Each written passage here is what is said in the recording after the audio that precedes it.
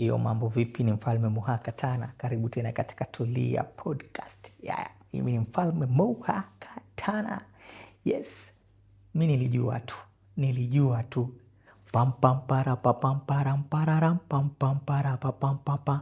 Let me sing for you. Pam pam para pa pam param pararam pam pam para pa pam para da. Nilijua tu T-Hits akikuwa manager wa Eko, expect kolabo ya Eko na Susumila.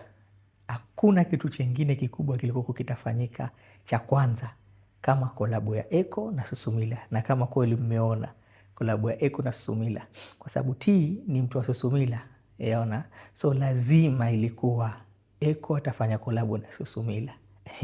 Ngoma ni kali, chupa ni kali, video lenyewe bala. Sawa, so hiyo ndo nilijua tu kitu ya kwanza.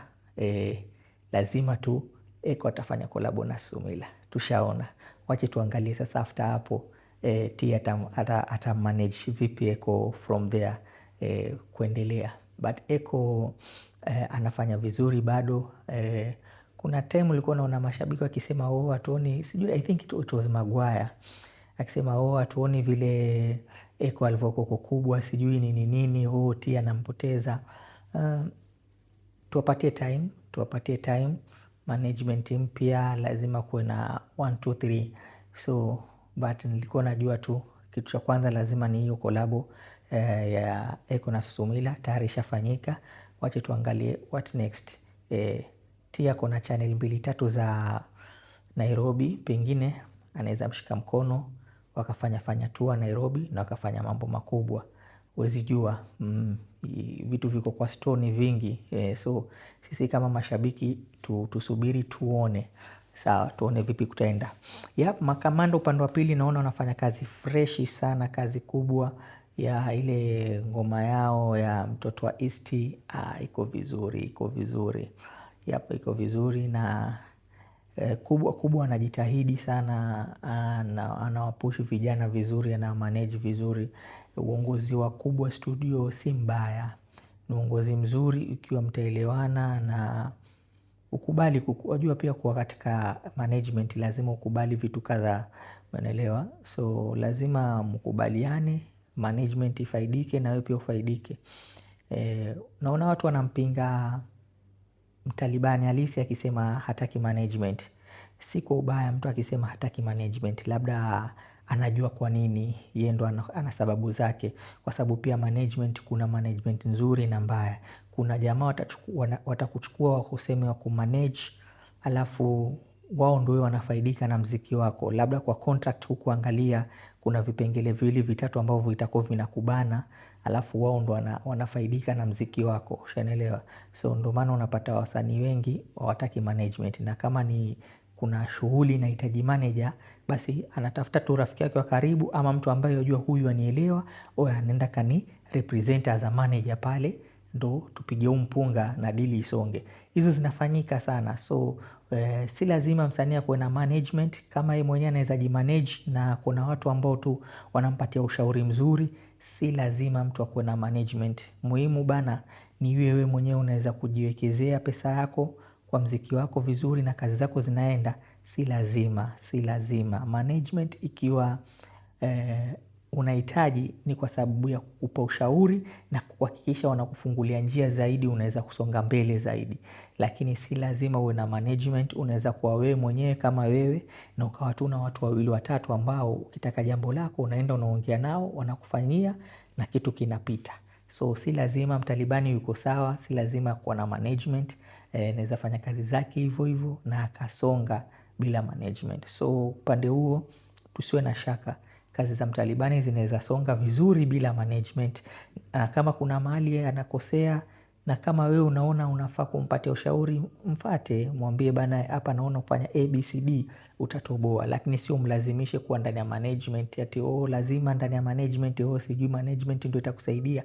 Si lazima. Unaweza tengeneza management yako wewe mwenyewe kulingana vile wewe unataka, kwa sababu biashara ni yako. Wewe ndo una bidhaa, wewe ndo unafaa uingize sokoni. So wewe ndo utajua namtafuta nani na nani atanishika mkono na nani najua yuweza nisaidia nikapita hapa ambapo nafaa nipite. Umenielewa? So usisumbuliwe na mtu yoyote. Mtalibani uko sawa kabisa, skuma mpaka pale kitu kitafikia. Upande wa pili ni gani mwingine? Naona Tricky ametoa The Second Press, ngoma kali sana. Tricky HR, ngoma kali sana. Kuna vitu ameaddress pale ndani, na kulingana na vile vitu ameaddress ni kuhusu current situations za siasa inavyoendelea, maisha nini, umeelewa? So ni ngoma kali. Trix ni msanii mmoja ambaye ni mnoma sana. Ni tu vile watu wataki kumpa sikio, umeelewa? Lakini ni msanii mmoja mnoma.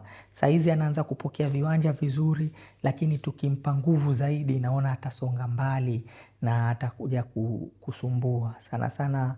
Apart from Kalamoto, nadhani the baddest mwingine ni Trix. Hakuna mwingine. Hakuna mwingine. Trix ni baddest mwanangu. Alafu yani bado akona moto fulani, yani akisukumwa anaenda, hana maringo, very humble guy nini, anasonga mbali sana. Tumpe sikio na tumpe nafasi. I think Kalamoto anafaa ampe motisha zaidi, na mwambie boss, chukua hii ni channel, ukifika hapa wewe utapita, ukifika hapa wewe utapita, na kuunganisha na huyu na kuunganisha na huyu. Umeelewa? Na Kalamoto umeona kazi zake pia, anatumia nafasi vizuri kufanya na vijana, na anampush pia, na anaonyesha vijana, anawafungulia vijana nafasi zingine na kuonekana na watu wengine zaidi, kwa sababu Kalamoto akona audience kubwa tena ya hip hop ambayo imejaa mpaka upande wa pili kule Tanzania. So anamfungulia nafasi Nairobi, Tanzania. So Kalamoto anafanya kazi poa kuchukua new talent, kuzionyesha kwa new audience ambao wataweza kusongeza mziki mbele. So hiyo Kalamoto anafanya kazi poa sana, big up to Kalamoto. So mtu ambaye sasa unafaa pia umshughulikie sana ni huyu Trick. Ukipiga naye kitu kimoja, yani nyi wawili solo, wachana na ile Salfa, sijui ilikuwa ni Salfa ama inaitwaje hizi mmechanganya wakiwa wengi.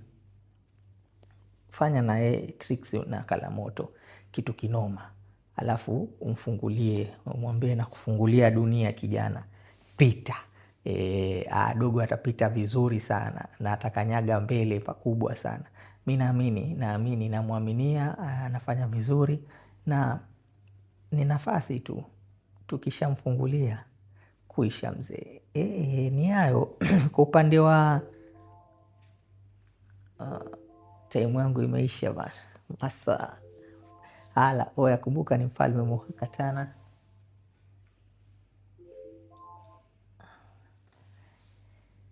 Kumbuka ni Mfalme Moha Katana, na hii ni Tulia Podcast 254 au Lego.